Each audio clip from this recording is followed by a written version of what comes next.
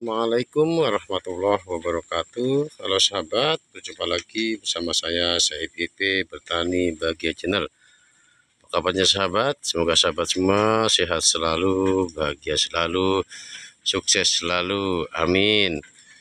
Sedangkan di tempat saya ini sahabat, hari-hari sedang musim hujan.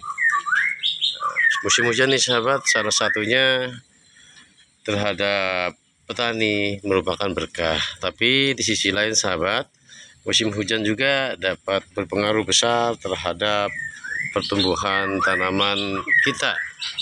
Begitu. Adapun apabila sahabat menghadapi musim hujan, khususnya kita petani ya sahabat ya.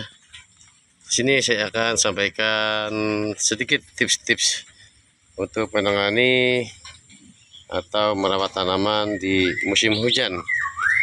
Di musim hujan sahabat biasa terjadi pengaruh cukup besar terhadap tanaman kita, khususnya masalah kelebihan air, dan juga mungkin akan terjadi peningkatan terhadap serangan-serangan hama maupun penyakit. Oleh karenanya kita sebagai petani harus berusaha untuk lebih cerdas menangani permasalahan-permasalahan terhadap tanaman di mana pada saat musim hujan tersebut. Yang pertama sahabat, mungkin bisa saya sampaikan, sahabat juga mungkin ya sudah paham bagi petani-petani senior, petani berpengalaman. Di musim hujan ini yang pertama harus kita hindari melakukan penyiraman atau pemupukan dengan cara kocor, karena di musim hujan saja sahabat sudah sangat berlebihan air ya sahabat ya. Karena tanaman apabila kelebihan air otomatis dengan serta-merta nanti akan pengaruh juga terhadap kesuburannya, bahkan tanaman akan bisa menjadi mati.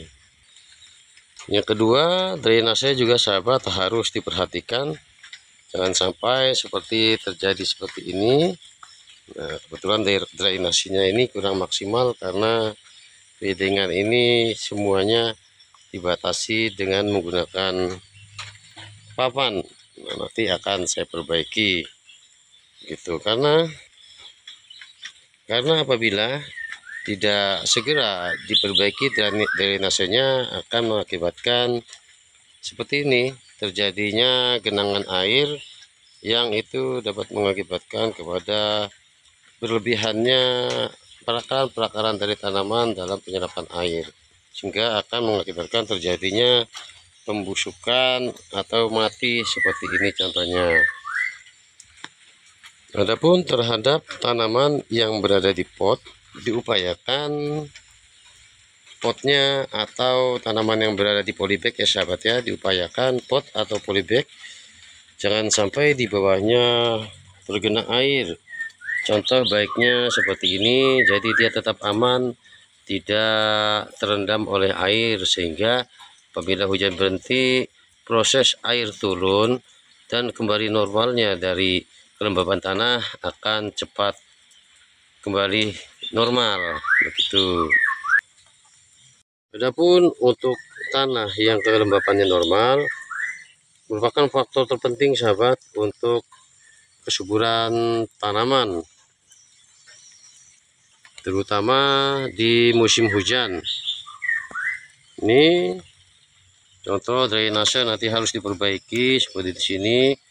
Tapi alhamdulillah ini posisi bedengan lebih tinggi daripada genangan air ya sahabat. Ini harus benar-benar diperhatikan terhadap bedengan. Bedengan harus posisinya tinggi khususnya di musim hujan. Jangan sampai akar-akar dari tanaman ini sampai kepada air ini, karena air ini sistemnya seperti water pass ya sahabat ya. Posisinya dia datar dan rata. Apabila akar-akar dari tanaman ini menyentuh kepada ratanya air ini, otomatis akan banyak berpengaruh terhadap perkembangan tanaman, khususnya berpengaruh terhadap tanaman bisa mati atau mungkin layu begitu sahabat.